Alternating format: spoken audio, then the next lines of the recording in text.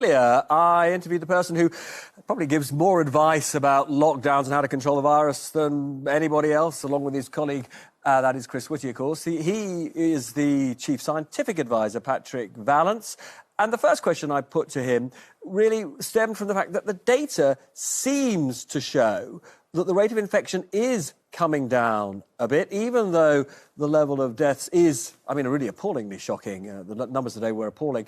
And just to sort of check that he believes that these lockdown measures may be working. Well, first of all, it's absolutely appalling numbers again. I do want to start off by just saying a big thank you to everybody in the NHS who's working under unbelievable pressure, really under difficult circumstances and doing a brilliant job. And to say the best thing we can all do is to stay at home to help them, because the more we stay at home and reduce contacts, the better this is going to become. And you're right that there are some signs that the infection rate may be levelling off or even coming down in some places as a result of the fact that people have been really good at sticking to the stay-at-home message. So the more we can do that, the more we'll see, hopefully, this coming down further. But there'll be a lag, of course, before that translates into changes in hospitalisation and death. We've seen this shocking death number today. Have we just got to brace ourselves for several days of deaths at this kind of level? Well, the daily numbers jump around a bit, but I think we are in a position now, when you look at the number of infections we've had over the past few weeks and how this is likely to continue, so I don't think they're going to drop very quickly, that I'm afraid we're in for a period of high death numbers that's going to carry on for some weeks. It's not going to come down quickly, even if the measures that are in place now start to reduce the infection numbers. So we're in for a pretty grim period, I'm afraid. Infections, as you say, levelling off and in some areas coming down. That would suggest to many people that the existing restrictions are the right ones. Do you agree? Well, I think the existing restrictions, and again, I pay tribute to everybody for actually doing what people are doing to stick to them, because it's never easy, but they are making a difference, and you can see that. So I think what we know now, which we didn't know a few weeks ago, was would these sorts of restrictions be enough to bring this virus under control with the new variant? And the answer is yes, it looks like it is, and things are at least flattening off in some places, not everywhere. Some places are still going up, but it does look as though those places that have been in the tier 4 level restrictions for longest and now the lockdown with school closures, they're levelling off or coming down. So the answer is yes, it'll hold it, but at very high numbers, and we need to be pushing this down. And so just on that issue of pushing it down, what people really want to know, I think, well, there's lots that people want to know, but one of the things they want to know is, are there going to be even more severe restrictions? Well, I think this is a pretty comprehensive package of, and if the stay-at-home message, which is the really key one, of making sure you minimise the number of contacts, we all do it, people are doing it well, we need to keep minimising contacts. And I just want to give you an example. So if you have a contact, let's say you meet somebody for an hour because you're at work or something else, then you meet somebody else for an hour in a situation because you meet them in the supermarket or whatever, and you meet somebody else for an hour because you've gone for a walk with them.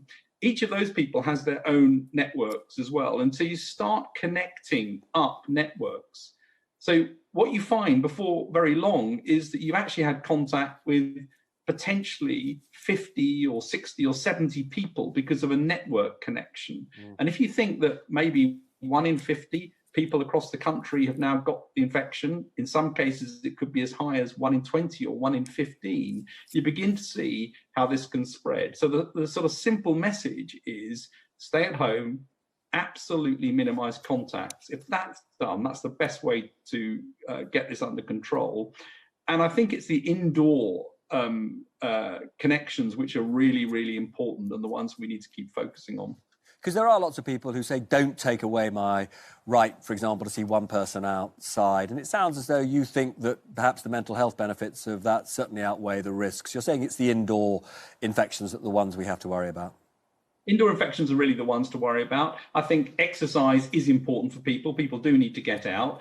But I think it's really important with that the rule is exercise with one other person. It's not exercise with Sure. 3 other people, 10 other people. And you know, once you start getting into crowding and you start getting people together, then of course you do increase the network connections, you do increase the probability that somebody who's with you could be infected. And the difficulty is because a lot of people are asymptomatic, don't show any signs or symptoms with this disease, that you can be with somebody without knowing that they're infected. So I think indoor definitely is the place to concentrate on. And outdoor, it's, you know, again, it's the matter of really being consistent with the rules and making sure that we all do what we're doing. And I think, again, you know, people are really doing a pretty good job. So I want to move off this because we've got so much more, but just very briefly, it does sound to me as though you're saying so long as we, the people, as it were, follow the existing restrictions, you don't think we need more restrictions? I think if we follow these, the evidence we have now so far is this is beginning to work, holding it flat, beginning to potentially push it down. We need to monitor it. And, you know, it may be that we need more on top of this at some point. I'm absolutely not ruling that out. I mean, it may be that we need more on top of this. And I think those are decisions, obviously, that ministers would need to make. But I think at the moment, the evidence is that this is having an effect. Now, we've seen today this Brazilian mutation being discussed. How much do we know about it? Well, we know that the Brazilian mutation has some of the features of some of the others. So what we're seeing is that mutations are cropping up across the world, which are quite similar in terms of the changes. So the Brazilian one, like the South African one, has a change of the genetic code at position 484, and that changes a part of the protein. It changes a bit of a shape of the protein, and that's something that one looks at and says, well, what effect could that have? You know, so it's similar to the South African variant in that respect. Could it be more severe?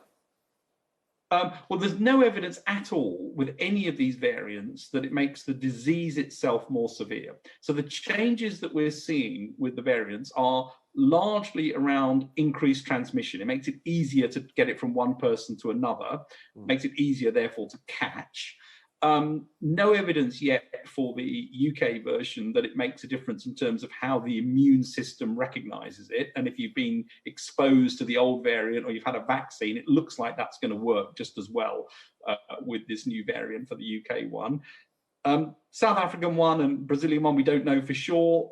There's a bit more of a risk that this might make a change to the way the immune system recognises it, but we don't know. Those experiments are underway. I think most people think that if there's a change to the way vaccines work, it's not going to be a sort of all or nothing. It may be that in some cases this diminishes it a little bit, but there's no evidence for that yet. But can I ask you on that, though, if, you know, because you've got a plan for these eventualities, if a mutation turned up that we were pretty sure the existing vaccines don't work on, what's your plan for that moment?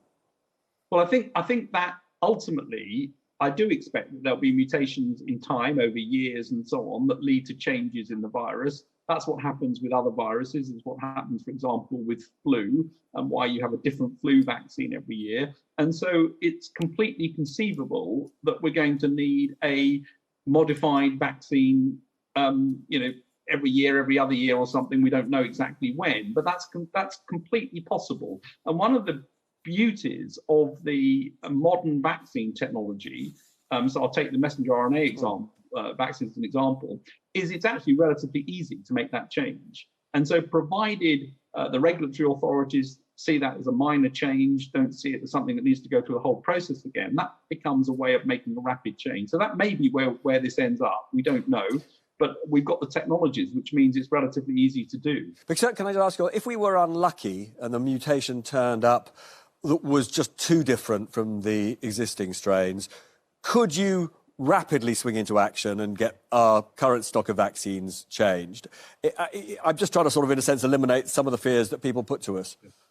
Well, you wouldn't be changing the current stock of vaccine. The current stock of vaccine is the current stock of vaccine. What you can do, though, is quite easily, particularly with messenger RNA vaccines, but with others as well, go back and change the vaccine at the start, and then provided the regulators see that as a modification of an existing vaccine, you can quickly do clinical studies just to check it's all working in the immunology without having to do big clinical trials, and you can go straight into the clinic. But that's for the future. It's not for now. I think people are pretty optimistic that this is an easy set of vaccines that you could change the design of them relatively quickly. And as I say, it's not a new problem. It's the problem that we have with flu year on year, that you get changes that you need to make a new vaccine to accommodate. Now, we've had lots of questions from viewers, and Anushka's going to put them to you. Yeah, hi, Patrick. So we've had Ask Vallance, the hashtag running today. And let me just start with one from Neville Kent. He asked, the Pfizer vaccine can't be injected into under 16s and the Oxford one into under 18s. Are there plans to look again at this and reduce the age limit?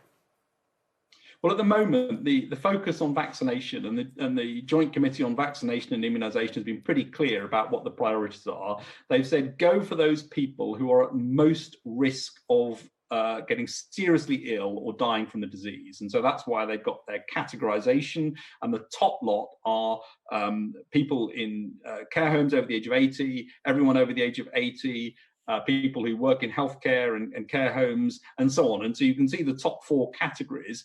And what we know is that those top 4 categories actually make up the vast majority of people who unfortunately are at risk of dying from this disease.